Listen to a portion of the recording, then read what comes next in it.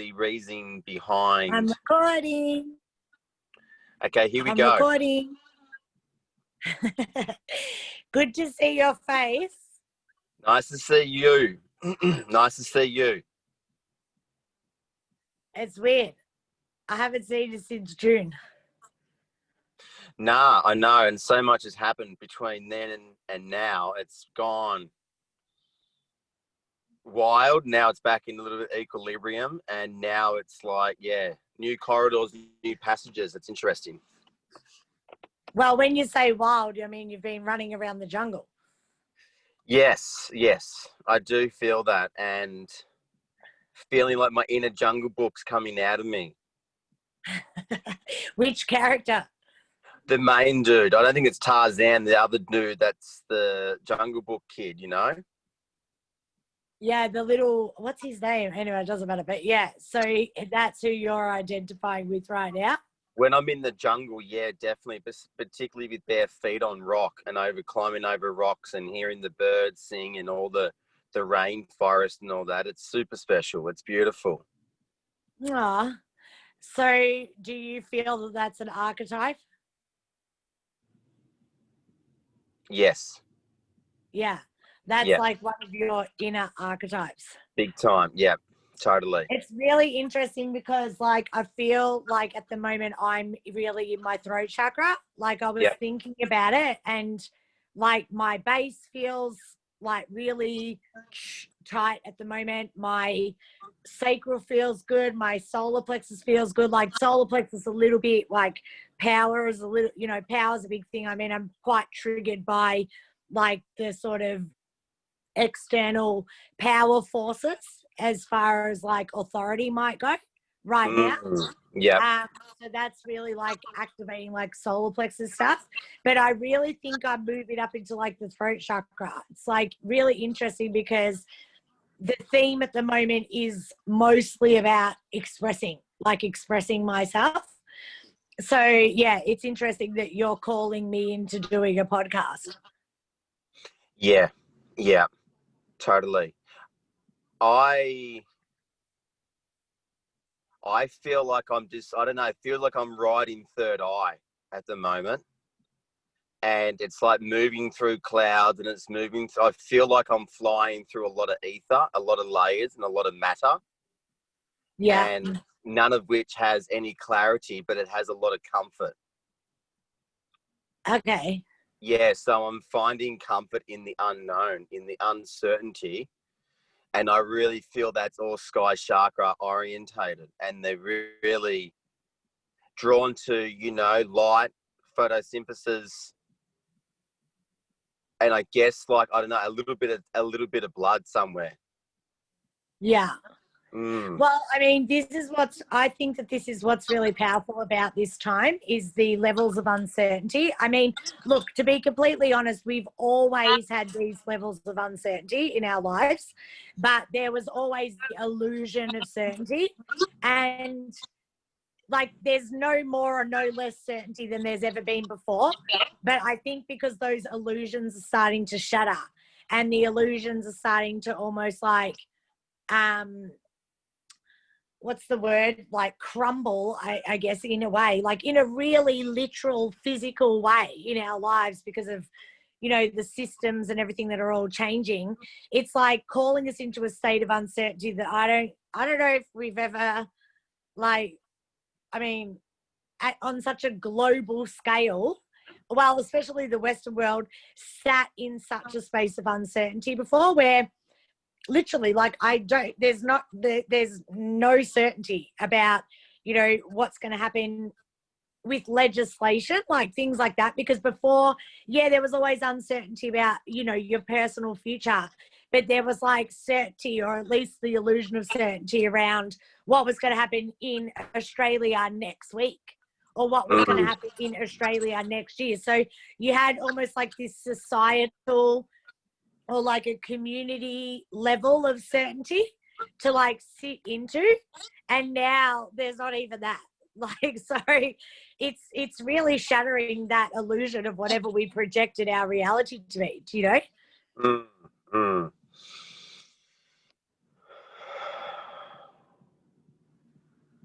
Well, every century, it's like, there's a pattern that we're following here. And it's happening every century where there's a crumble of corruption and a rise of humanitarian values. And I feel that we're really getting a highlight about what is interconnected globally and how that's funded and how that's connected and how we actually play a role in this connection. And I feel that it's part of the crumble. It's part of every empire is being shattered, from the Romans to the Japanese to the Chinese to all these superpowers in the world have risen, and now it's crumbling. And it feels almost like it's the Western world that's now at effect of the crumble, because it's easy to say, I want peace on the side of coming from a place of peace, and stop the war when there is no war, or stop the corruption when there is no corruption. And what we're seeing now on a really Western front global scale is all of us being affected by this experience, and it's crumbling all of our safety network, and what will rise up from that is something that I look really forward to. Does that make sense? Totally. Yeah. It's Yeah, there's a rebirth opportunity. yeah, and now my heart beats fast, so something's moving through me. And I feel that a lot of Western world, third world, have been gone through this democratized society, and we've used democracy as a word of freedom, but it hasn't had its freedom at all. And we've colonialized countries that were non-democracy into democracy, and now we feel our democracy's been removed from us, and now it feels like dictatorship. And the eastern third world have gone through this corruption of government, this dictatorship. Still, we use this as a democracy country, but that's almost like a hooker or a pimped word. And the freedom that we once was, the label of freedom we operated under of democracy, is now being removed, and now it feels part-Thai, where right now where you guys are in this lockdown, well, this is no different from what South Africa lived for hundreds of years when they were colonialized, you know, when British and that moved into India, when America or the Spanish moved into Central and South America. It's an invasion. And then they've placed this word democracy and freedom over it. And we were monopolized and manipulated to think that that's the best for every country. And now that democracy freedom's been removed from us, and now it comes into like what we say in martial law and part-Thai ruling, and it's going to have a breakdown for a breakthrough. And this is the breakdown, particularly where you guys are in Victoria, and where I sit here in Queensland. Like, you wouldn't even know it's happening, but there's definitely a divide in Australians now. There's like New South Wales versus Victoria, and Queensland versus New South and Victoria. You know what I mean? And it almost feels like they want to put, if Donald Trump was elected here, everyone would be all for to build a wall. You know yeah, what I mean? but you know what? Like, in a way, I'm not scared, because Melbourne, Victoria, sorry to anybody in any other state, but we've always been the one that's going to be the underdog. Like, it's different to Sydney, and no other state could do this on behalf of Australia except Victoria. It's like, this is the heartbeat. Melbourne's always been the heartbeat of Australia in this way. It's like the grunge, it's like the dirt, it's like this is where the uprising was always going to begin, and it will. It is, and it's like, and it doesn't have to be an overthrowing or a violent thing. I don't mean that when I say uprising. I mean, like, the very consciousness that we've been activating and that we've been cultivating now for decades in Melbourne is now going to sprout, and it will reach to the rest of Australia and the rest of the world. But it was always going to have to happen in Melbourne. Could you imagine it happening anywhere else? Like, you can't imagine a revolution starting in Brisbane, or a revolution starting in you know, bloody Perth. It just wouldn't happen. It had to be Melbourne. It was always going to be. I Well, I think you're heard this frozen. gentleman say that, hey? I thought you froze, but it froze on a Oh. really beautiful facial expression, so it was nice. I heard this dude say the other day that Victoria has the most amount of union, the most amount of protests, the most amount of student rights that people protest for. All these protests happen in Melbourne. And it's been like that for ever since our history, where it's really been Melbourne that has the most amount of kickback. And he said the union, which was quite interesting. And if you in alignment with what you just said then, well, no wonder Victoria, it has happened in Victoria, where the arts and cultural centre happens it's the arts and the culture and the modern thinkers. Exactly. You know what I mean? Yeah. That's it. Yeah. Where, you know, Queensland is like a lot of retirees. There is that more of the older generation, and Sydney's so sprawled out because it's such a big state, where Melbourne's condensed. And it has probably heaps of universities, which we know, and a lot of modern thinkers, and more so art thinkers that can see through a crystal ball, and then it will crumble that, then they will rise, and it's going to be a really powerful time to witness. I'm so freaking excited. Honestly, there's shit moving. You can feel it. It's like starting to, and there's like this really crazy energy. I mean, I'm looking out the window because like I can see out onto the street, as you know, but it's like there's literally an energy on the street. Like it's there. It's like, and I can literally feel like the community over in Brunswick and Fitzroy, like I can feel them. I can feel it. It's like I can feel it all, and I could just feel this like this starting, and where this is happening on behalf of the world. Honestly, I feel like Melbourne is acting on behalf of the world right now, and you just watch this shit, you know, because honestly there is corruption happening. Mark my absolute words. The government, I've never been one to be, oh, the government's corrupt, but this government actually is corrupt. Like the lies and all sorts of things that are coming out, it's honestly like a shock, you know, but it's so awesome. It's so beautiful because it doesn't feel like a fight. It feels like an opportunity to rise. And I wanted to sort of like bridge that into us starting to talk more on a personal level about our own journeys, because I sort of feel like I'm really grateful, and I'm really like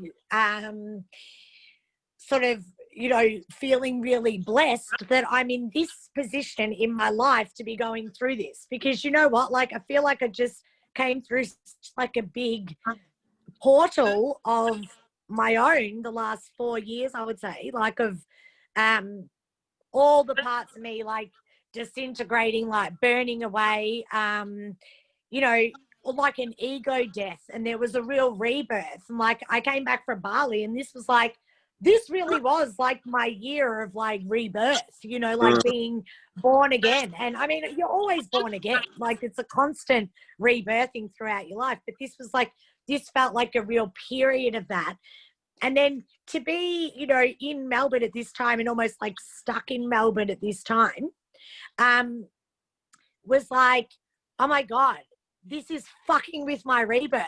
Like, dude, this is messing with my vibe. I was supposed to be being reborn in Bali, you know, where I had all the videographers and like the backdrops and the vibe and like the full inspiration. It's like, how am I going to get inspired here, you know, for my rebirth, you know? But it's like, it's actually perfect, because it's like, as we said, what better place than Melbourne for that to occur? And what better time in my life now? Like when a lot of my own internal systems crumbled the last 4 years, there was a huge deconstruction of the way that I thought I needed to be in order to be loved, the way that I thought I needed to be in order to be, you know, Rachel, you know, and there was a huge, you know, crumbling of all of that. And now externally, external systems in my world are also starting to mirror that to what happened internally. So I'm just so grateful, because I think if this had have happened 4 years ago, it would be a different scenario. Like I'm so free. Well, conceptually, I know freedom's a concept, but conceptually, my belief is that I'm so free within myself at this moment and becoming more and more free by the second. And this is really propelling that. But I'm so grateful to be in this mindset and to be thinking this way at this time. And that's like to do with our transition that we've gone through the last 4 years. Because that was what was the start of, I guess, the collapse of the Rachel Anastasi empire. And by empire, I mean my own internal empire of like the collapse of like my identity, my ego, my, and when I say ego, I mean like, you know, I mean ego as like my identity, like that part, like of falling back on who I thought I needed to be, how I thought I needed to operate, and all of these sorts of beliefs and things like that that were quite unidentifiable to a point because it was just so intrinsic to who I was. And with the collapse of all of that and me really questioning and inquiring into, you know, what works for me and what doesn't, it's been amazing because even though I felt like I was dying, are you falling asleep? No. Even though it felt like your eyes went like close. No, I'm with. Even though you with me, even though it felt like I was dying on like a daily basis, you know, it's been the most powerful journey ever, and that's what I really want to focus on, you know, to talk about that because we've both been through that, what you would call a burnout, but I see it as like, you know, a full burning away of like the old and the ego death, layers and layers of ego death, and almost like sitting in a void space for quite a while, and then like the phoenix rising from the ashes, but not like oh, this is better than ever before and I'm amazing and I'm all this, more just like a full, like an emergence of the truth, but casual, like, hey, this is where I am. This is where I'm at. It's not, you know, when people talk about the phoenix rising from the ashes, I think we get like this visual of like, you know, this amazing, you know, oh, and now I'm going to, you know, do this and this and this. No, it's not like that. It's like the real me just walked out. Fuck. My whole thing's collapsed. The real me just walked out, like fully just walked out. Like I just walked out casual, like, hey, I've arrived.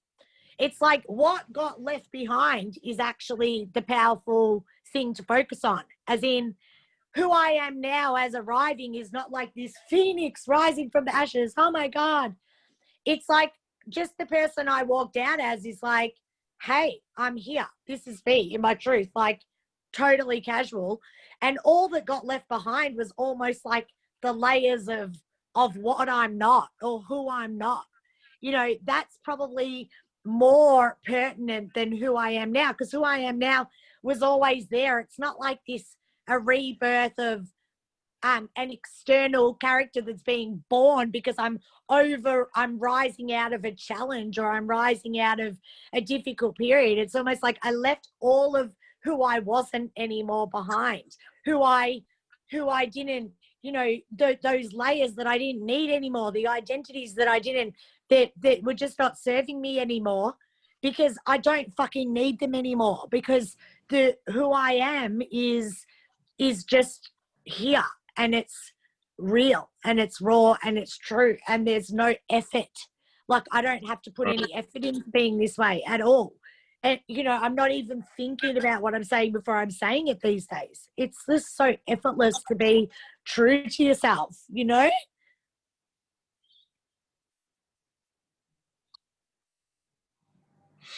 Well, I think that the way that you're reflecting has a lot of freedom around it. And the space that you're in is a really beautiful space. And it's a personal space where you can lean and go through this and journey this voyage in almost like a shell of comfort, because when self-reflection hits us in a mandatory space, which is what's happened for all of us right now. And some of us aren't prepared for self-reflection. And when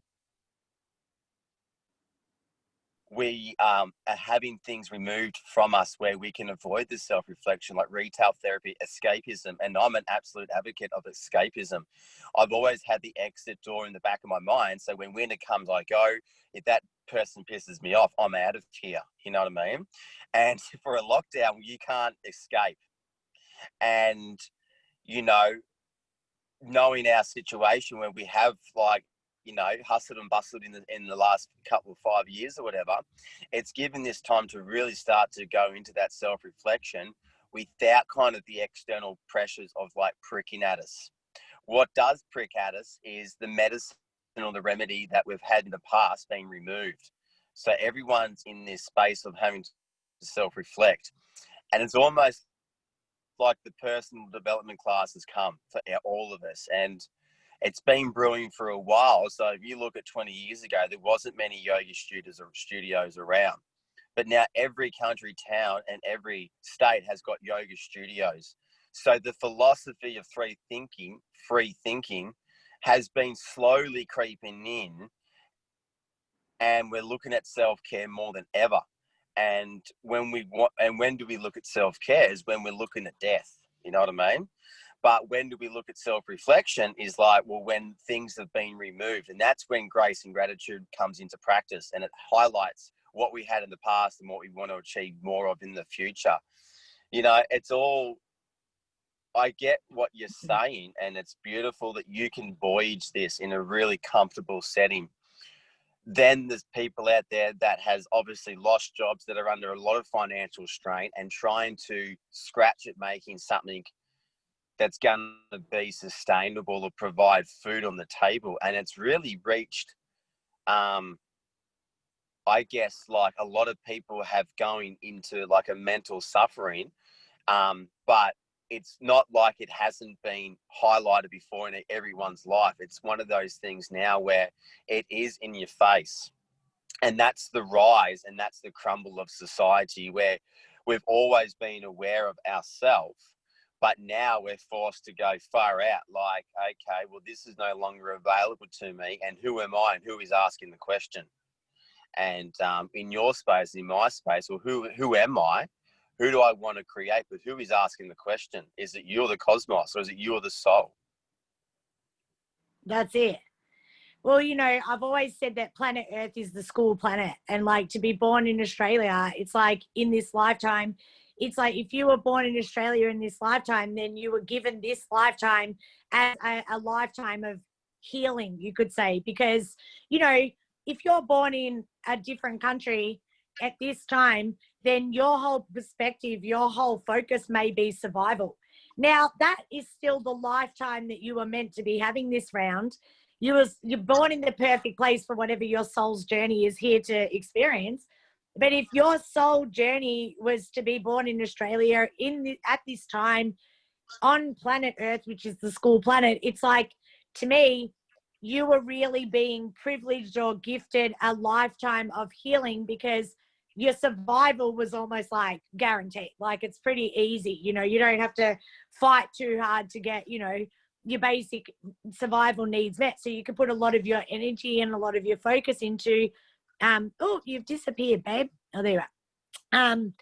This is my first. Sorry, we're back. This is my first Zoom, so I don't really. I'm just like, so I'm grooving.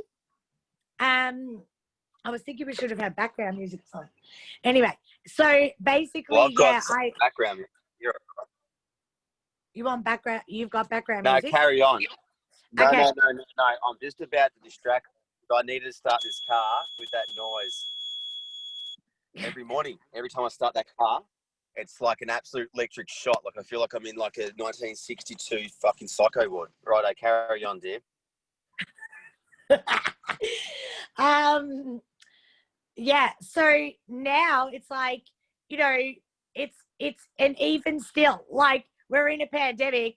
Well, yeah, I get it, people are suffering, but it's still a comfortable level of suffering. Like, the government's stepping in, they're doing this, they're doing that, there's job keeper, job seeker, job bloody whatever, you know. So there's still this opportunity for this to be a real healing spiritual growth period, you know. So because we're still in Australia where we're still so safe, you know, there's no floods, there's no fires, there's no bombs being dropped, you know, and that is happening right now in different parts of the world. So, you know, they're going through this COVID situation all over the world with other things going on. We're going through it with like the space and almost like the time for this to be an internal journey of spirituality, you know? Well, what I feel that's been like challenged is the word hope, you know what I mean? And now we, like, when we have something removed from us, say escape, like travel and normality, we hope that that will come back. And when that hope is like at risk, then we become highly vulnerable and we can really start to turn into like a vigilante state of mind, or we could try to resort to other methods of like coping, you know what I mean? Because our coping strategies is what's challenged.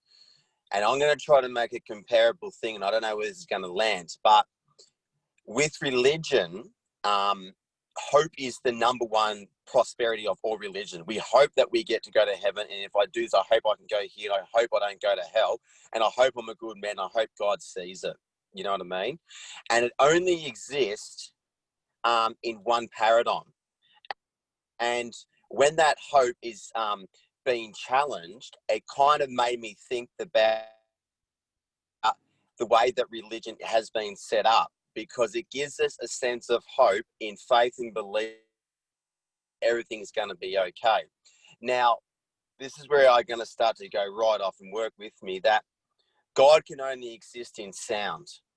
Okay, we put so much emphasis on one part of our sensory with religion in sound, and we say God gives us hope. I can't see God, I can't feel God, I can't hear God, I can only hear God, I can't taste God, I can't smell God. He only exists in sound. Indigenous and all the our oldest tribes that occupy the earth, well, the earth was the God. And if you look at earth, all five sensories are met. It's so tangible, it's not funny. Yet we can smell earth, we can see earth, we can taste earth, we can feel earth. We've got all our sensories are so activated in this hope. And it feels to me that out of all other religions, the one that stands in our face every day, that provides us with prosperity, it provides us with food and shelter, hope, growth, love, connection, yet it's not worshipped. So where is our hope going to in this next space? Because for me, it's always going to be in the God of earth, you know what I mean? If that makes sense. And the challenge of where we are right now, even within myself, hope is not in a higher source. Hope is right in front of you, and the medicine's right here, right now. And we need to be able to lean on the earth. We need to lie on the earth and say, hey, can you help us? And Mother will provide. She will give us everything that we need to give. And with the uproar of what's happened, what gives me hope and what gives me faith in Mum God is that she's having this opportunity to heal, and it's really nourishing for the God to become stronger. So my hope, and the hope that I reach out to, is right in front of me, because it's so damn tangible. Every minute of your life, you sit with God, with the earth. You know what I mean? And I have no idea if that can be comparable, but I feel there's some kind of intertwining level of what's going on. No, it's really awesome what you're saying. And it feeds back into, I've just got to move because my feet are falling asleep under me. It feeds back into what I was talking to you about the other day in regards to, I think, you know, hope, it exists in the future. It's future paced. It's like, you know, I hope is always future. And at the moment, it's like, honestly, this is probably the first time in my entire life, me personally, where I honestly feel like the future has disappeared. And it's so awesome because honestly, like, I've realized that the future is actually just the past in disguise, because it's like anything that I look forward to for the future has always been, without me realizing it, a version of the past, because I'm taking something that I've experienced in the past and going, oh, that was a really fucking cool feeling. I want to feel that again, or, that wasn't such a good feeling, so I'm going to create something that's different to that feeling, and I want to feel that. So there was always this looking forward, like, what have I got to look forward to? A trip, a holiday, a future love interest, more amazing wild sex, or more fantastic, freedom of travel, or whatever. Like, you can literally, conjure up a taste, like, oh, I want to taste that Thai food again, or, oh, I want to, feel the warmth on my skin of Bali again, like proper feelings, like, that activate the senses that we're looking forward to. Well, that's just constantly living in the past, but then projecting it into the future and thinking that it's like, a goal, or an inspiration, or a sense of purpose, or a sense of direction. But it's actually just replaying the past over and over and over and over. And it's actually, there's actually such little power in that, when you really think about it, because we're not in connection with the infinite realm of infinite possibilities, but when we're actually, like you said, coming back to, where is God? Oh, God is with me right now. God is with me right now, in my smell, in my sight, with the tree, with the sand, with, with this crystal that I've got the phone resting on, that I found on my birthday. It's like, when we're actually in connection right now with God, then it's not a hopeful experience. It's a fucking real experience of love right here with me, in me, right now. And that's where our power is, and that's where our power has only ever been, and everything else has been an illusion. And it's like, we know that conceptually, what, the power of now, and, let go of the past, let go of the future.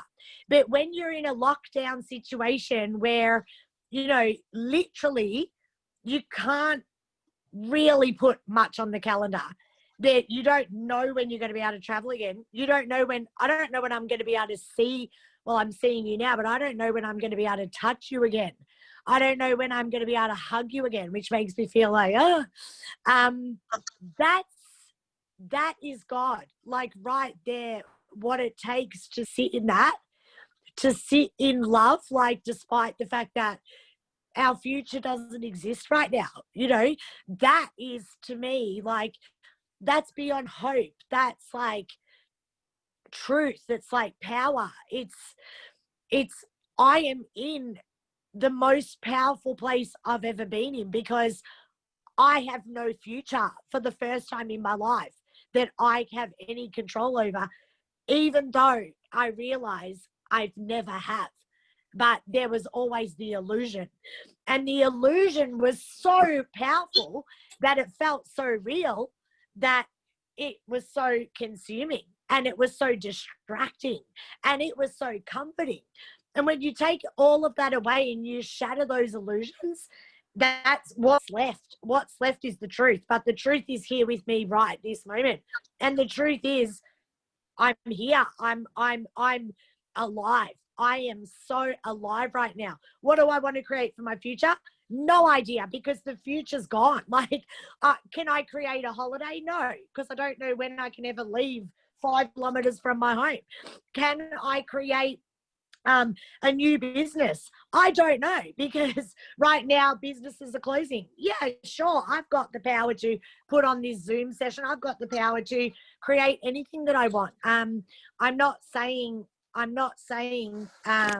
oops, I just had a call coming through.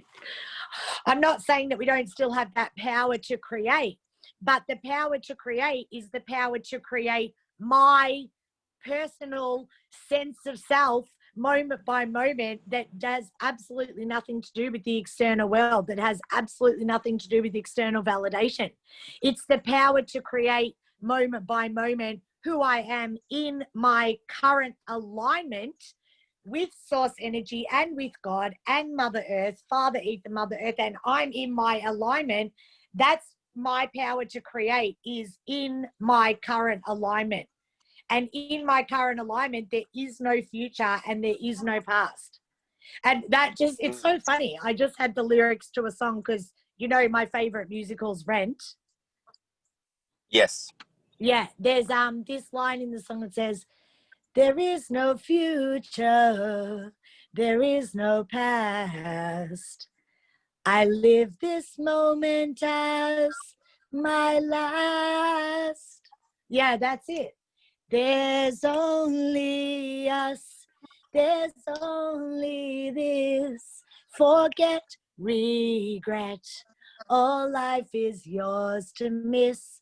No other road, no other way, no day but today. Do you remember? Yeah, it's such an epic that song, actually. I'm going to play that. Yeah.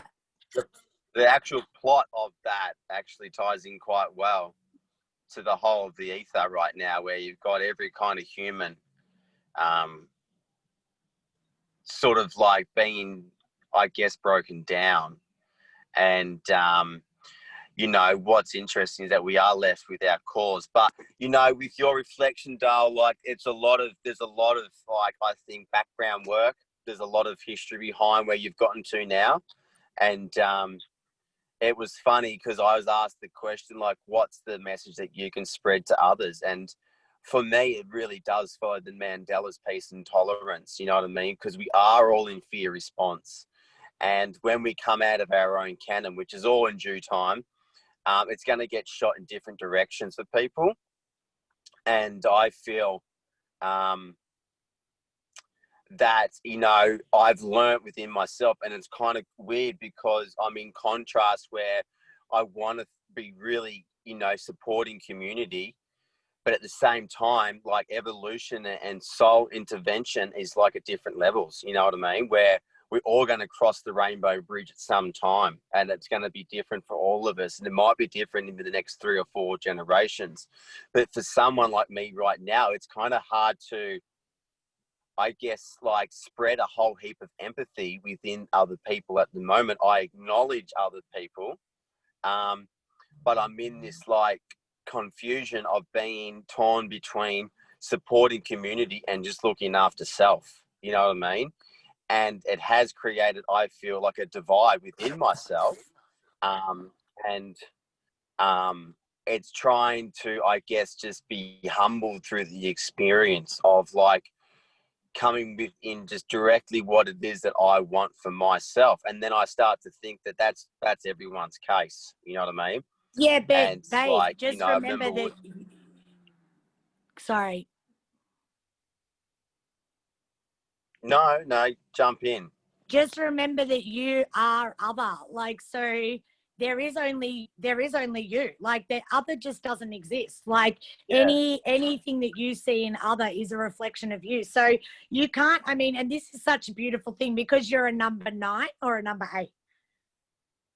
9. 279. Yeah, you're a 279. So your numerology is, and you're an Aries. So there's a humanitarian link. Plus, you've had the past life experiences.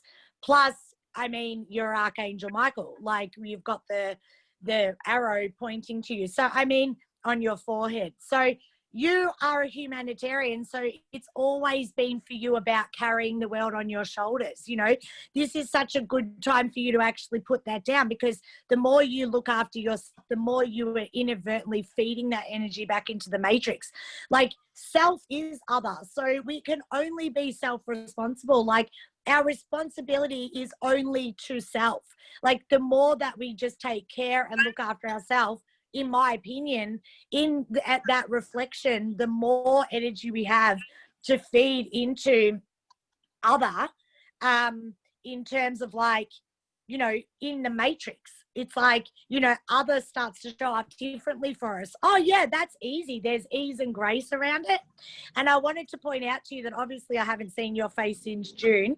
And I do understand that there's probably angles and things going on with the Zoom or whatever, but your lips, my God, what the fuck has happened to your lips? They're so plump. Like your lips are really plump right now, which says to me that you're coming into like more expression of your sexuality, your womb space, like because your mouth is like linked to your womb.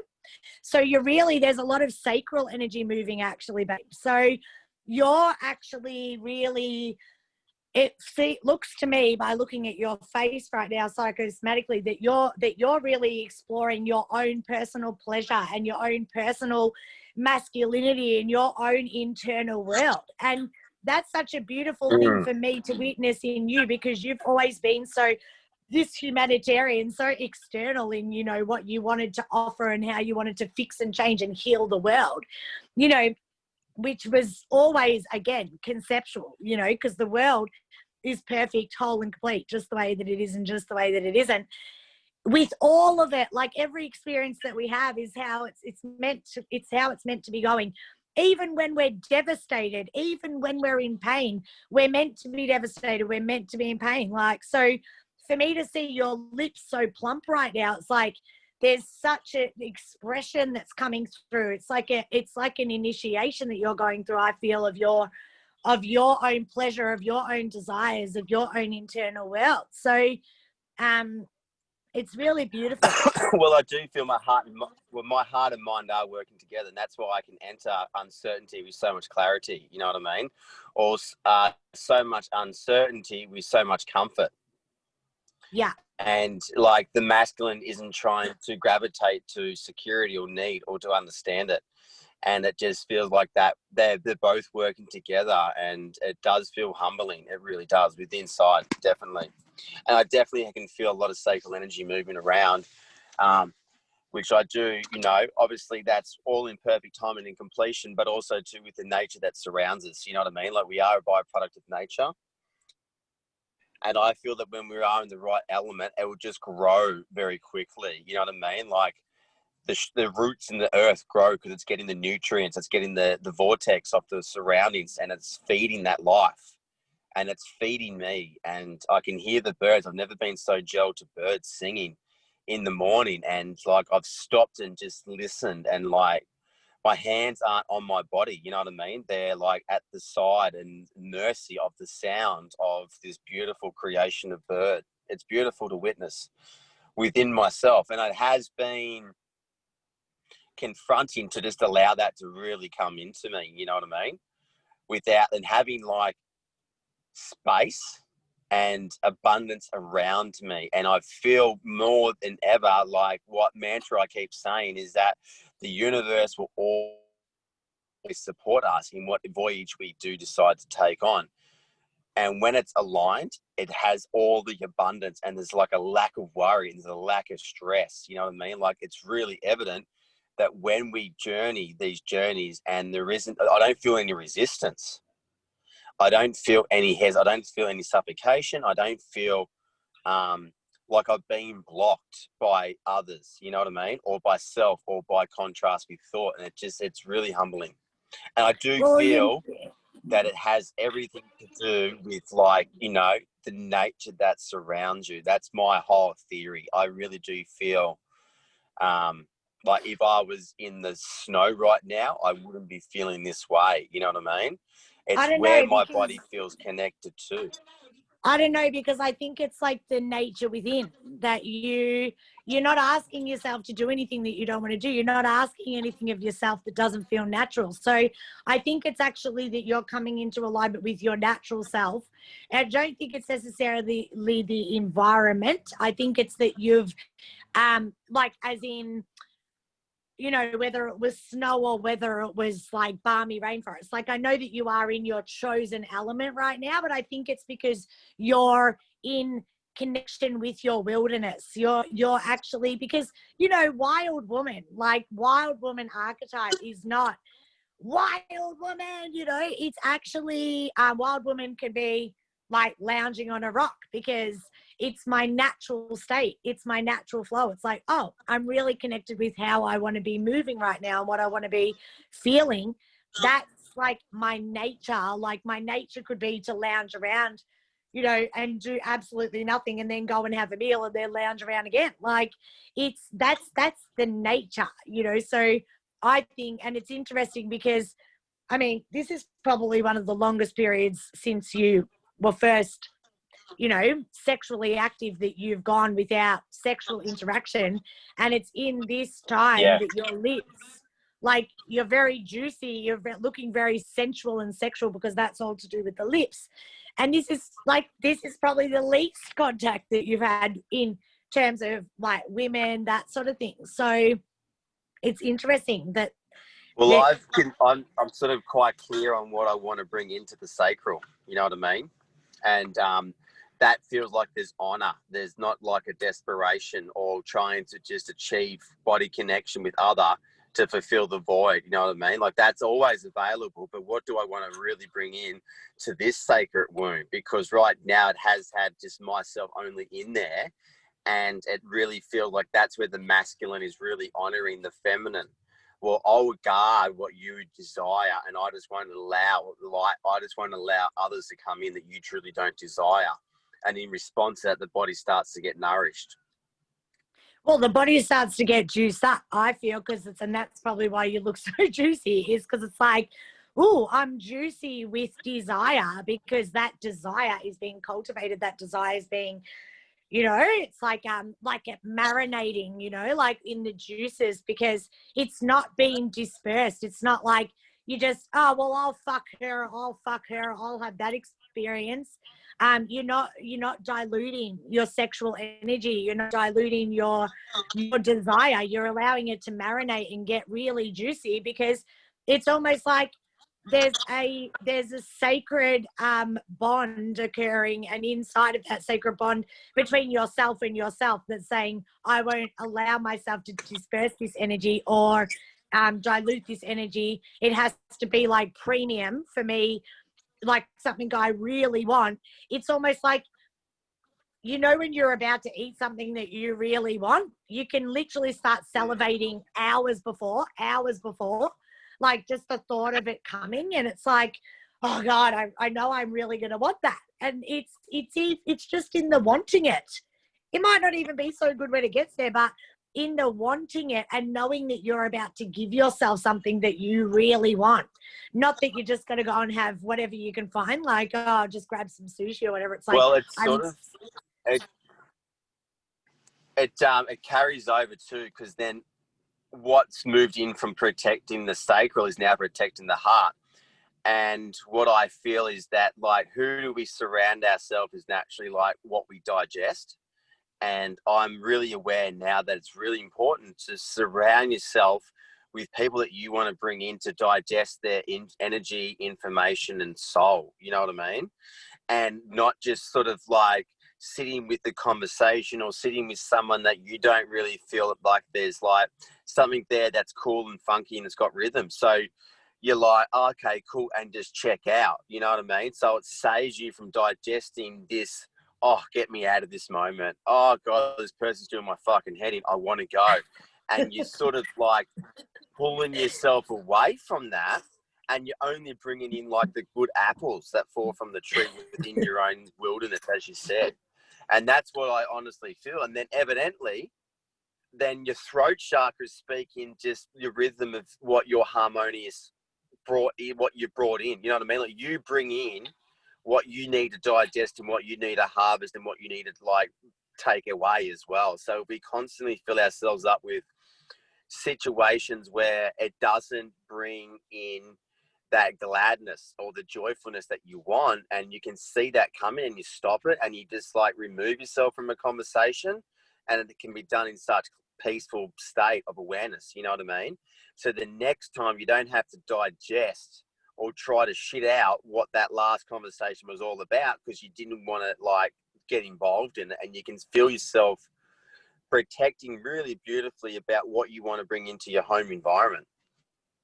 Yeah, well, I guess, I mean, it's it's interesting because it's about boundaries, and you know that I've got to move because my feet are falling asleep under me.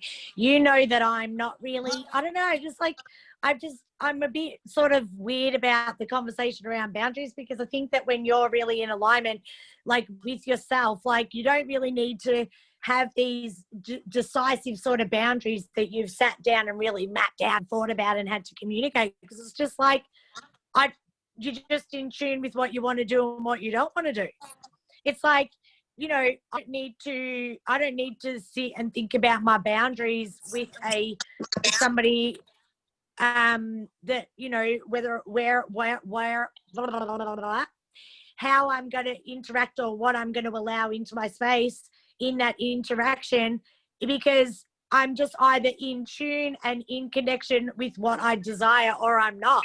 And in that moment, if I'm in tune with what I desire, then I don't need a boundary. Does that make sense? Because it's almost like I just either in tune, and therefore from that space of connection that I'm in with myself, these experiences occur, or I'm in tune with myself, so those experiences occur.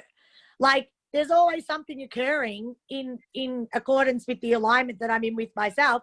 So I don't know, I feel like having a boundary over here is just weird, because it almost like pushes me over here, when over here might not be where I want to go either. It's like I've got endless possibilities. If I just let go of the boundaries altogether and sit in alignment, it's like I can go there, or I can go here, or I can go there, or I can go here, or I can go there. Do you know, it's like I just know where to go. It's like one foot in front of the other. The heart's beating, I'm breathing, and I'm moving.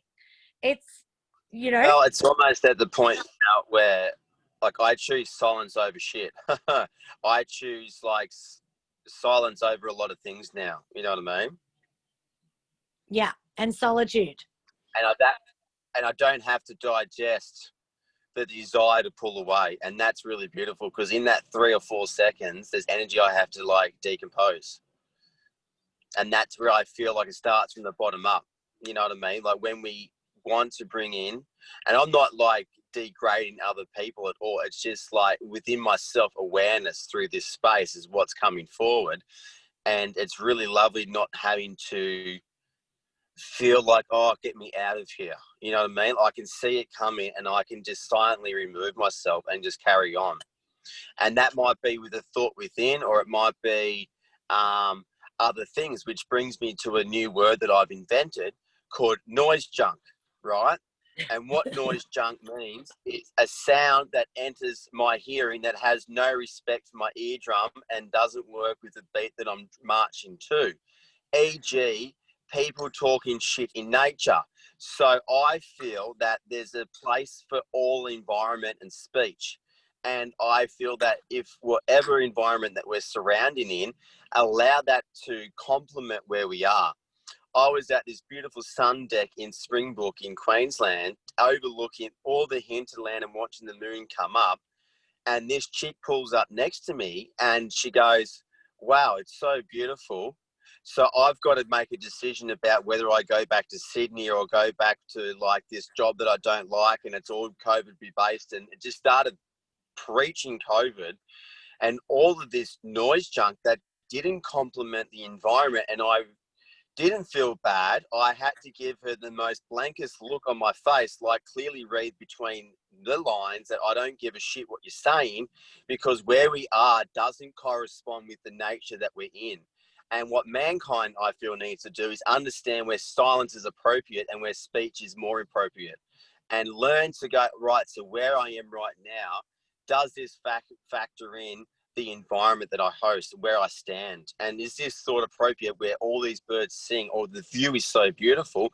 Learn to silence that speech, learn to silence that thought, and then you'll have the answer you're seeking without even starting to noise junk me in this beautiful surrounding. I just got taken straight back to my first experience of Disneyland, when you were having like a personal crisis that day, and I was like, fuck dude, can you have this crisis tomorrow? This is my first time at Disneyland. Like, I absolutely love you. Don't mean to suppress you at all. I'll listen to you till the cows come home. But that was fucking noise junk that day because I was like, I'm in Disneyland. I've got my right. Disneyland badge, like my first time at Disneyland. I know, right? Like poor Mickey Mouse, he didn't get a fucking smile that day. You know. But yeah, that's what I've learned. That's what I'm shifting through. You know what I mean? Like there is a time, I've realized there's time and place that has space. And then if we allow that time for us to get there, then it just has a clear answer of what it is that I shall become and do. And that's what I think the mind needs to like learn. Even when I wake up at night, I can feel myself going, shh, shh, shh, shh, shh, like hear mother's voice going, shh, silence, child. It's not the time to rest. You know what I mean? And using different vocals at different spaces to simmer the thought. And a lot of it where I've gone into escalating mode and I can feel myself orbiting around a thought that doesn't work with the nature around it. It's not going to have it's not going to come up right now in this environment. And it can feel Mother Earth and Mother going, shh, shh, silence, dear. And then it just like put it to rest and carry on. That's beautiful. That's really beautiful. Well, that's your internal feminine.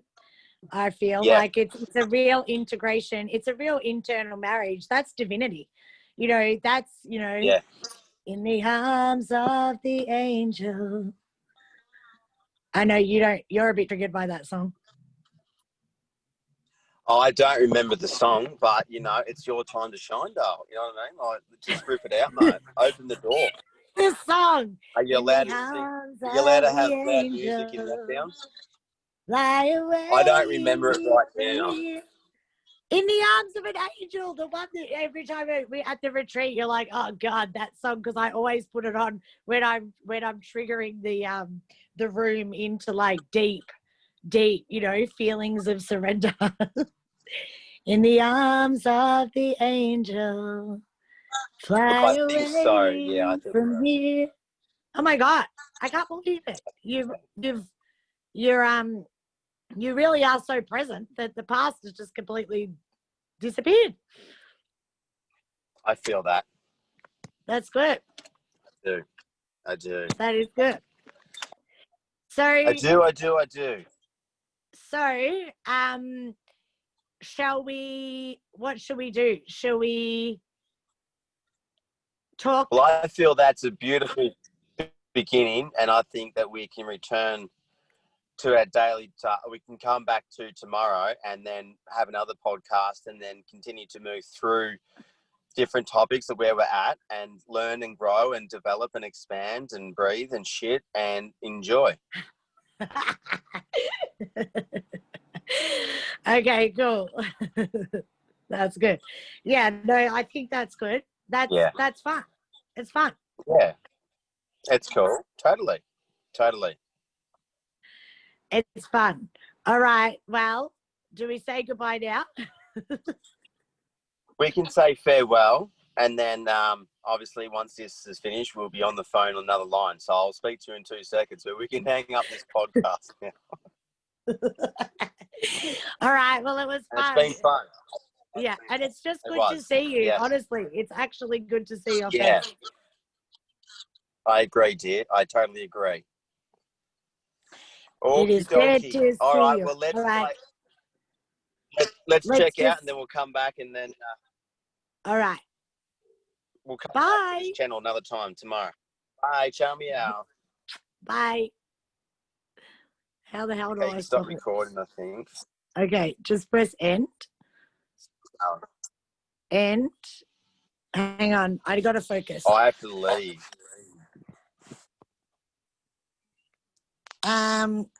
Fuck, I don't know what to do. So just press end. I'll leave. Just press end. Leaving me.